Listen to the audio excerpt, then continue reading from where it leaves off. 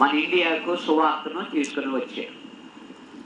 కేరళ ప్రాంతం, మలబారు తీర ప్రాంతాలలో ఆయన మొదటగా దేవుని యొక్క సువార్త అందించినటువంటి అపోస్తులుడు, యేసు ప్రభు శిష్యులలో ముఖ్యుడై ఉన్నటువంటి సెయింట్ థోమా గారు మరి భారతదేశానికి సువార్త తీసుకురాబడినటువంటి ఈ శుభదినాన్ని మనందరం కూడా పురస్కరించుకొని ఆరాధన చేస్తూ ఉంటున్నాం.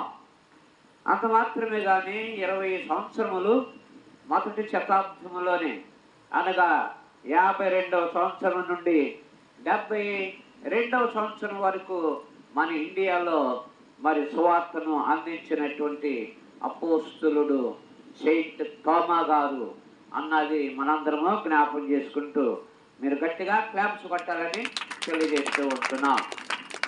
72వ సంవత్సరమున మద్రాస్ సెయింట్ మౌంట్ ఆ కొండ మీద ఈయన ప్రార్థన చేస్తూ ఉంటున్నప్పుడు మొట్టమొదట క్రీస్తు కొరకు హతసాక్షిగా చేయబడినటువంటి అపోస్తులుడు థోమా గారు భారతదేశంలో క్రీస్తు పరిచర్య నిమిత్తము హతసాక్షిగా చేయబడినటువంటి ఆయన. అందు నిమిత్తముగా ఈ దినమున ప్రపంచమంతా కూడా ముఖ్యముగా మన భారతదేశము ఈ దినమును ఇలాగున ఇండియాలో సువార్త ప్రకటించబడుచు మొదలుపెట్టినటువంటి ఆ దినమును జ్ఞాపం చేసుకుని సంఘాలలో అలాగనే అన్ని స్థలాలలో కూడా పెద్ద పెద్ద నాయకులు, సంఘస్థులు అందరూ దీనిని క్రీస్తు కొరకు అపసాక్షిగా చేయబడినటువంటి సెయింట్ థోమా గారి యొక్క ఆ యొక్క మరణ శుభదినాన్ని జ్ఞాపం చేసుకుంటూ ఆరాధనలు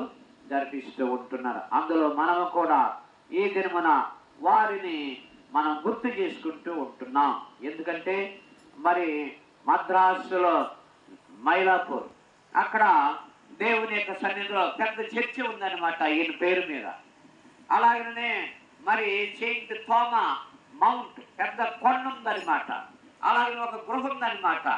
ఆ గృహ దగ్గర ప్రార్థన చేస్తూ ఉంటుండగా మరి అనేక మంది ఆ ప్రభువుని ఎరగనటువంటి మత శాంతస్వాదులు ఈయన ప్రార్థన చేస్తూ ఉంటున్నప్పుడు బళ్ళెమును తీసుకుని వచ్చి బళ్ళెము పోటుతో ఈయనను చంపివేసి ఉంటున్నారు. దీనిని ఈ సమయమున మనందరం కూడా వారిని జ్ఞాపం చేసుకునేందుకు చిన్న ప్రార్థన చేసుకుందాం.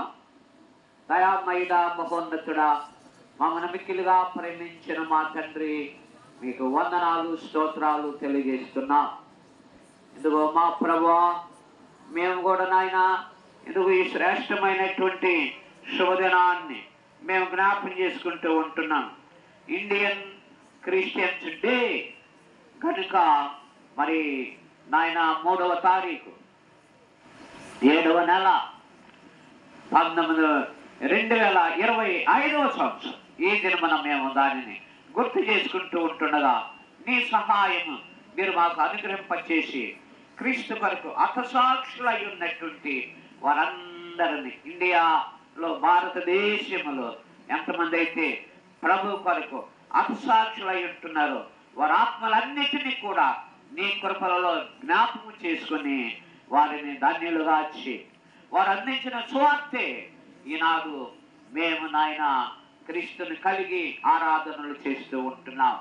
కనుకనే వారు ముద్రణ చేయబడినటువంటి పరిశుద్ధ గ్రంథములు అందించినటువంటి విలియం కేరీ గారు ప్రముఖులై ఉన్నటువంటి వారు వీరందరూ కూడా ప్రభు కొరకు హతసాక్షులు అయిపోయి ఉంటున్నారు.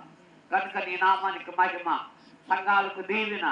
ఇదిగో నాయన నీ నామం ప్రకటన నిమిత్తముగా హతసాక్షులు అయినటువంటి అపోస్తులు అందరికీ వారు చేసిన పరిచర్య అనేక సందర్భాలలో మొదటి శతాబ్దం నుండి 2025వ ఈ దినము వరకు ఇలాగున సువార్త ప్రకటించబడుతూ ఉంటున్నది.